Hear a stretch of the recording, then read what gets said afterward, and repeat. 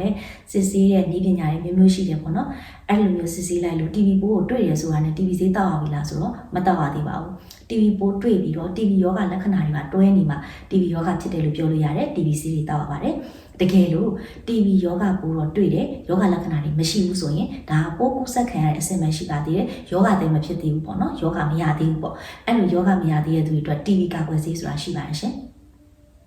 TV ကာကွယ်ဆေးလို့ပြောလိုက်လို့ဒါဆိုင်တွေမှာလိုက်ပြီးတော့ TV ကိုကာကွယ်တော့မယ်ဆိုပြီးတော့လိုက်ပြီးတော့ဝယ်တောက်တာမျိုးเนาะအဲ့ဒါမျိုးလုပ်လို့မရပါဘူးဘာလို့လဲဆိုတော့ TV ကာကွယ်ဆေးဆိုတာဟာ TV ယောဂကိုကုသတဲ့ဆေးရဲ့အမယ်တွေကပဲဆေးအမယ်လျှော့ပေးထားတယ်နောက်ပြီးတော့သူပေးရမယ့်ကာလလေးကိုပဲပေးထားတာဖြစ်ပါတယ်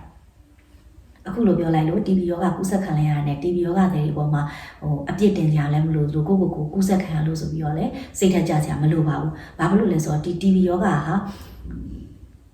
ကုသတတ်တယ်လို့မျိုး TV ယောဂရှိမရှိကိုစမ်းသပ်ဖို့နည်းလမ်းတွေလည်းရှိတယ်ယောဂဖြစ်သည့်တိုင်အောင်ကုရမယ့်ဆေးတွေရှိပါတယ်